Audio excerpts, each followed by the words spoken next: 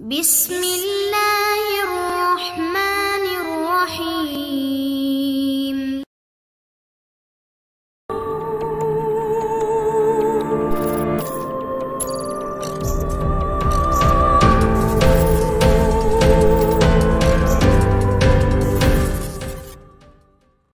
السلام علیکم دوستو، آصف نگری ناول بائے M.A. راحت۔ اگر آپ نے ابھی تک ہمارے چینل جاسوسی دنیا کو سبسکرائب نہیں کیا تو سبسکرائب کریں اور بیل آئیکن پر کلک کیجیے۔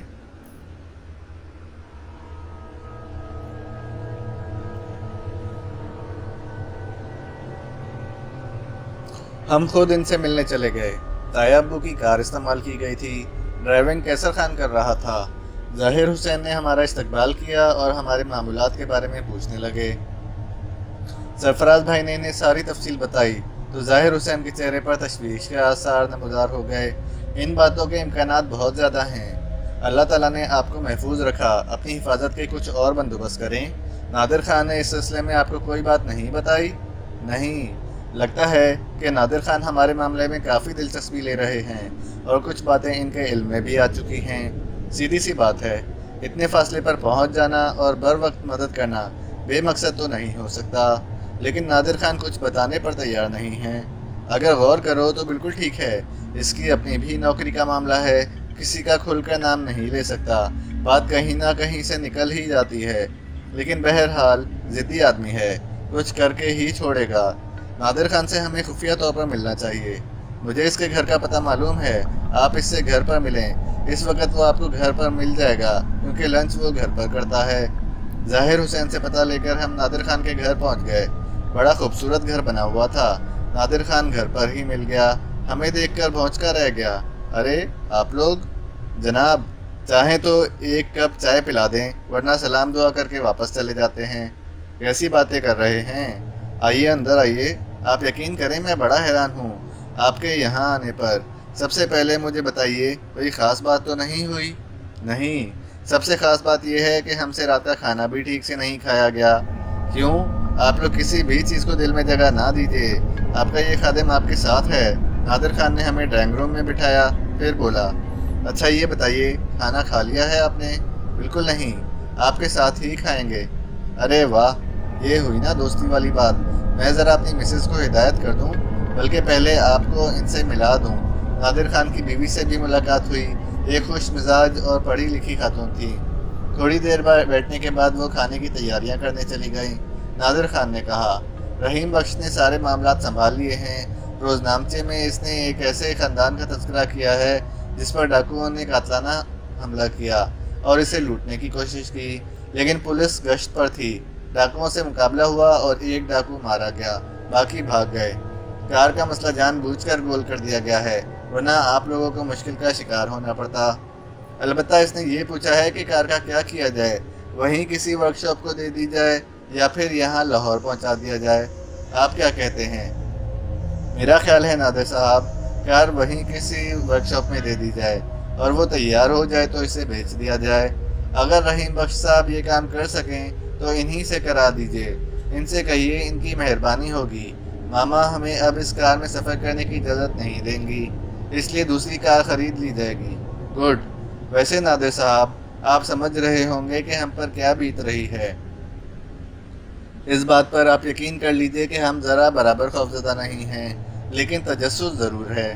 نادر خان سوچتا رہا، پھر بولا، دیکھیے میں آپ سے کچھ کہنا نہیں چاہتا تھا، لیکن کچھ ایسی دوستی ہو گئی ہے آپ سے کہ آپ پر مکمل اعتماد بھی ہے۔ بات صرف اتنی سی ہے کہ مجھے کچھ شکوک و شبہات ہیں۔ امتیاز احمد صاحب کی موت کی اس وقت تک کوئی اہمیت نہیں تھی جب تک کہ ان کی شخصیت منظر عام پر نہیں آئی تھی۔ کسی بڑی شخصیت کی اس طرح کی موت کو نظر انداز نہیں کیا جا سکتا۔ اور پھر طاہرہ خانم نے اس وقت میرے ساتھ جو رویہ اختیار کیا تھا، میں اس رویے کو برداشت نہیں کر سکا۔ میں اس تحقیقات کے سلسلے میں انہیں سر فہرست رکھے ہوئے ہوں۔ مجھے اطلاع ملی تھی کہ وہ کسی کو آپ لوگوں کے سانگلہ ہل آمد کے بارے میں بتا رہی تھیں اور انہوں نے ہدایت کی تھی کہ آپ لوگوں کو دیکھا جائے۔ آپ کو یہ کیسے معلوم ہوا؟ خدارا بس اتنا ہی مناسب سمجھیں۔ چلیں خیر، جب یہاں تک بتا دیا ہے میں نے، تو میں آپ سے یہ بھی عرض کر دوں کہ ان کے ملازموں میں سے میں نے ایک بندہ خرید لیا ہے۔ वो मुझे इनके बारे में मुकम्मल इत्तलात दे रहा है। इसका कहना है कि ताहिरा खानम के पास बड़े बड़े लोग इनसे मिलने आते हैं।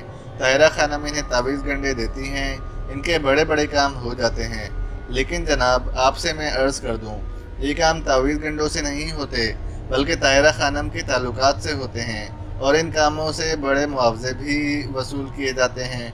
गोया आपके आदमी ने आपको इत्तला दी थी कि ताहिरा खानम ने हमें नुकसान पहुंचाने के लिए किसी को हिदायत की थी। नुकसान की बात नहीं कर रहा, बस अल्फाज गोल मोल थे। इन्हें आपके शेखुपुरा पहुंचने का भी इल्म था, और जब आप वहां से चले तब इन्होंने किसी को आपके बारे में इत्तला दी कि आप अपनी ज़मीनें देखने के लिए आ रहे हैं, आपका शायान शान इस्तकबाल किया जाए। वाकई हमारा शायान शान इस्तकबाल किया गया। मैंने मुस्कुराकर कहा, अच्छा आप एक काम करें, वो ये कि ज़ाहिर हुसैन से मशवरा करके आप अपनी ज़मीनों के निगरानों को अपने पास तलब करें। इनमें 2-3 नाम आते हैं। भखगी में जो आपकी ज़मीनें हैं, इनका निगरान, इसके अलावा घग्गर में आपका राइस मिल है, इसके जनरल मैनेजर को, और सांगला हिल वगैरह में जो लोग मौजूद हैं, आप इन सब को अपने पास बुला लें और इनसे हिसाबात वगैरह तलब करें। इस काम के लिए आप सिर्फ 3 दिन का वक्त दें और इनसे कहें हर कीमत पर लोग यहाँ पहुँचें। मैं और सरफराज भाई बड़े गौर से नादिर खान की ये बातें सुन रहे थे। नादिर खान ने फिर कहा, मैं आपको इसके बाद बताऊंगा कि आगे की सूरत हाल क्या होगी।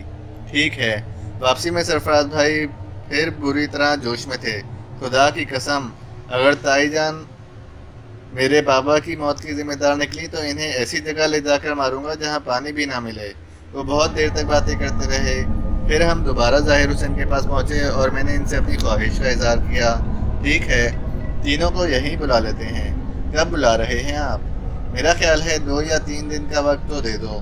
ठीक है, लेकिन इन लोगों से कहें कि अपने तमाम हिसाब किताब के साथ यहाँ पहुँच जाएं। ज़ाहिर हुसैन ने इसी वक्त अपने आदमियों को बुलाकर इन तीनों को नोटिस जारी किए थे और हम ये तमाम कार्रवाई करने के बाद घर वापस आ गए थे।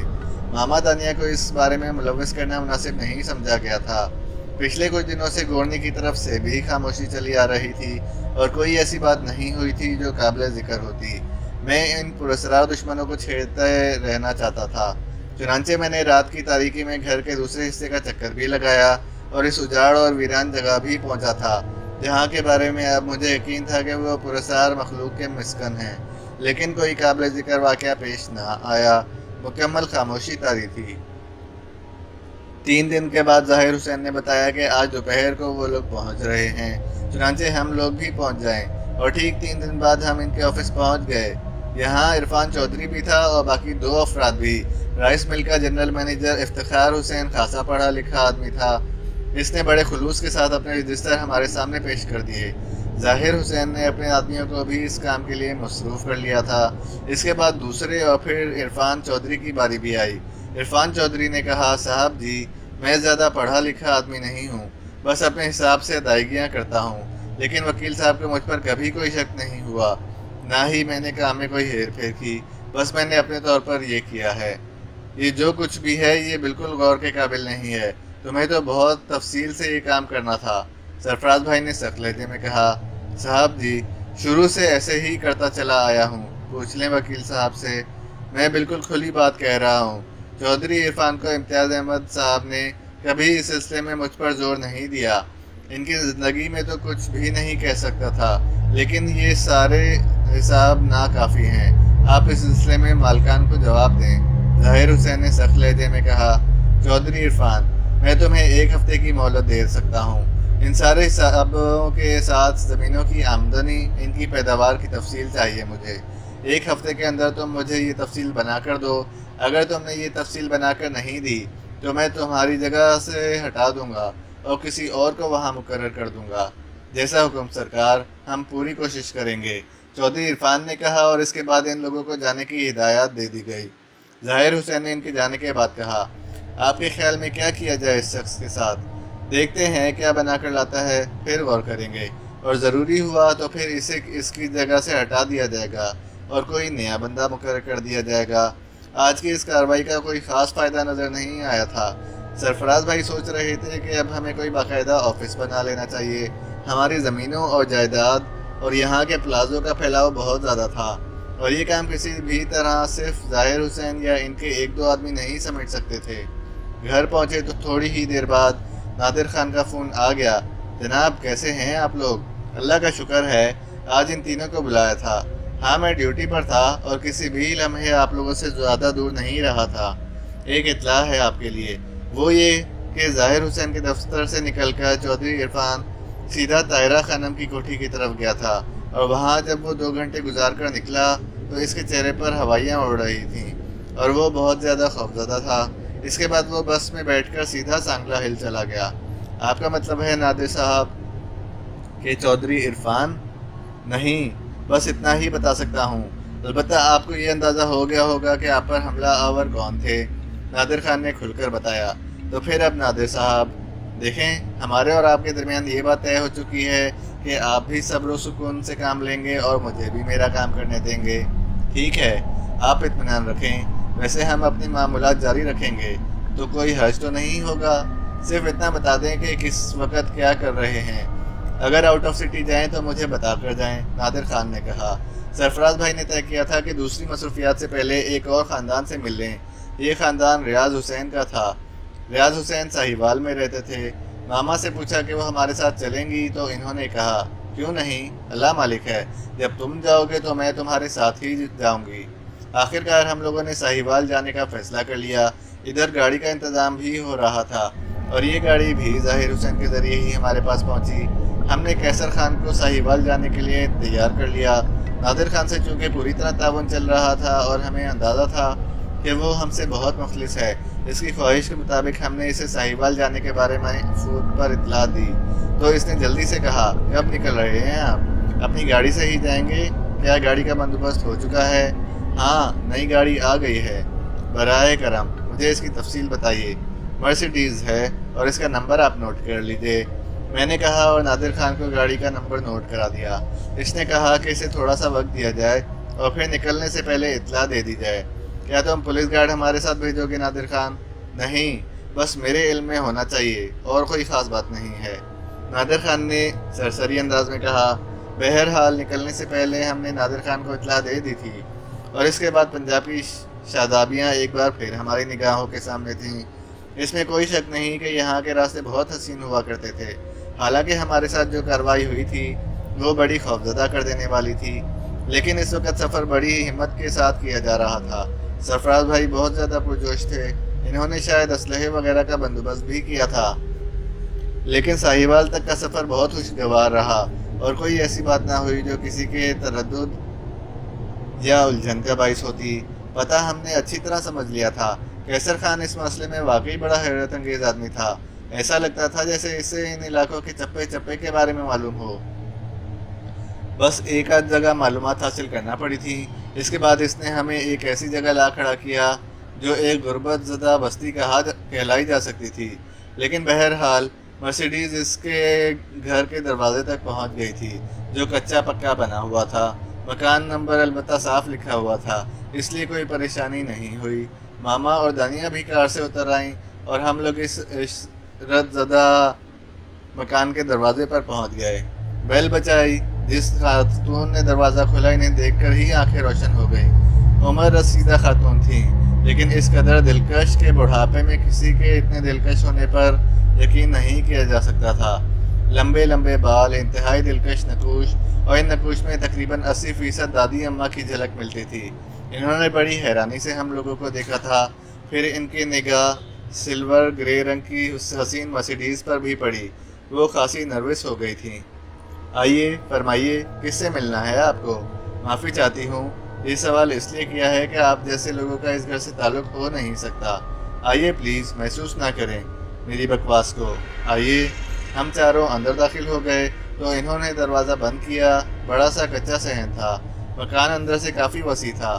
سامنے ہی ایک برآمدہ نظر آ رہا تھا جس میں سرکنڈوں کے مونڈھے پڑے ہوئے تھے۔ 3-4 دروازے تھے جو کافی گسیدہ تھے۔ وہ ہمیں لے کر اندر پہنچیں۔